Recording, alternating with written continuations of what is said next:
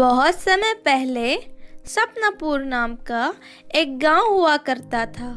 उस गांव के पास एक जादुई जंगल था। उस जंगल में जाने वाला कभी लौटकर वापस नहीं आता था।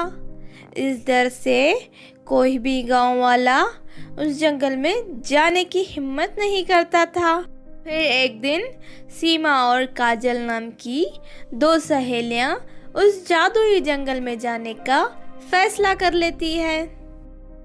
सुन सीमा, हम लोग कुछ खाने के लिए रख लेते हैं।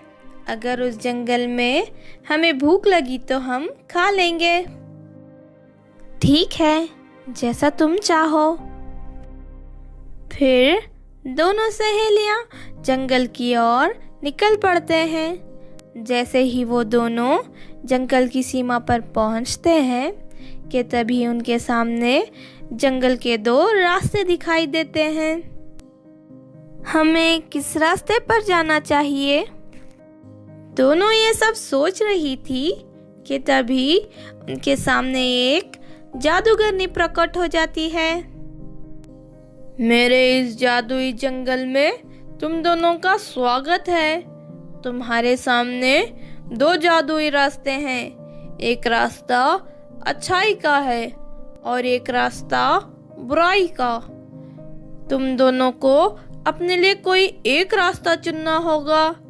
तुम्हें अच्छाई के रास्ते पर एक बुढ़िया मिलेगी जो तुम्हें अनोखा ज्ञान देगी। ऐसा ज्ञान जो तुम्हारी जिंदगी पूरी तरह बदल कर रख देगा। और बुराई के रास्ते पर हमें क्या मिलेगा? बुराई के रास्ते पर तुम्हें एक चुड़ैल मिलेगी। उसके पास ढेर सारा खजाना है। कहो अब तुम दोनों कौन सा रास्ता चुनोगी? मैं तो खजाना लेने बुराई के रास्ते पर जाऊंगी, क्योंकि दुनिया में दौलत ही सबसे अहम है। मुझे उस बुढ़िया की बेकार के ज्ञान की कोई जरूरत नहीं है। सीमा, तुम किस रास्ते पर जाना पसंद करोगी? मैं अच्छाई के रास्ते पर जाना चाहूंगी।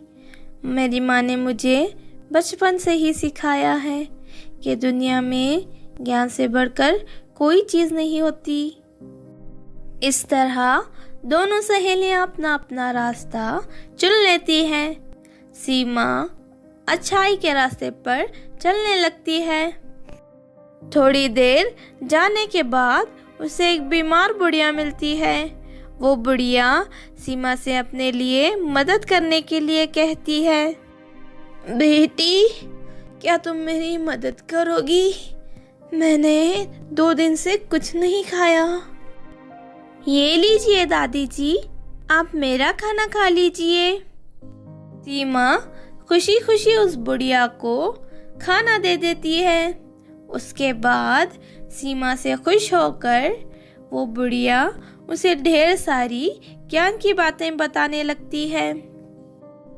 दूसरी तरफ काजल को भी बुराई के रास्ते पर एक बुढ़िया मिलती है। बेटी, मैंने 2 दिन से कुछ नहीं खाया। क्या तुम मुझे अपना खाना दोगी? चल बुढ़िया कही कि मैं तुझे अपना खाना नहीं दूंगी। इस तरह काजल उस बुढ़िया को डांट देती है और खुद ही बैठकर सारा खाना खा लेती है। फिर उसे एक चुड़ैल मिलती है। उस चुड़ैल की आंख फूटी हुई थी और एक पैर टूटा हुआ था। मैं जानती हूँ तुम यहाँ खजाना लेने आई हो। देखो, इस जमीन के नीचे ढेर सारा खजाना दफन है। तुम यहाँ खुदाई करके जितना चाहे उतना खजाना ले जा सकती हो, लेकिन उससे पहले तुम इसे एग्रीमेंट पर साइन करना होगा। काजल के मन में खजाना हासिल करने का भूत सवार था, इसलिए वो बिना पढ़े उस कागज पर साइन करके जमीन में खुदाई करना शुरू कर देती है। लेकिन काफी देर खुदाई करने के बाद भी उसे कुछ नहीं मिलता। अरे खुदाई करते करते तो मेरी हालत ख़राब हो गई, लेकिन अभी तक मुझे खजाना नहीं मिला। ये सुनते ही चुड़ैल हंसने लगती है। मैंने तुमसे झूठ बोला था, यहाँ कोई खजाना नहीं है। चलो अब अग्रीमेंट के मुताबिक मुझे अपना एक पैर और एक आंख दे दो। अरे नहीं, मैंने तो अग्रीमेंट पढ़ा ही नहीं, लेकिन तुम्हें इस अग्रीमेंट के बारे में मुझे सब कुछ पहले ही बता देना चाहिए था। खजाने के लालच देकर तुम्हें मेरे साथ धोखा कर दिया है। हाँ? क्योंकि मैं वही बुढ़िया हूँ जिसे तूने खाना देने से मना कर दिया था, लेकिन ये सब तेरे लालच की वजह से हुआ है। तुझे अग्रीमेंट पहले ही पढ़ लेना चाहिए था। लगता है तू भूल गई है कि तू एक बुरी रास्ते पर चल रही है। यहाँ तुझे धोखे के सिवा और कोई नहीं मिलेगा। ना कहकर चुड़ैल काजल का एक पैर काट कर अपने पैर में लगा लेती है और उसके बाद उसकी एक आंख निकाल कर उसे अपने पूठी आंख की जगह लगा देती है।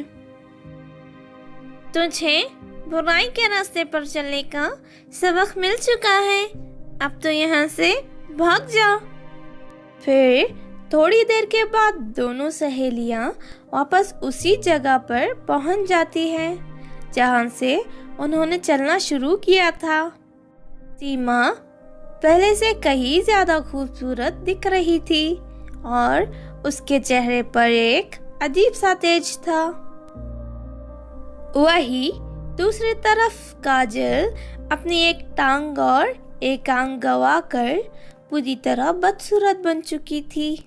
इस तरह दोनों सहेलियों को उनके चुने हुए द्वारा रास्ते का फल मिल जाता है।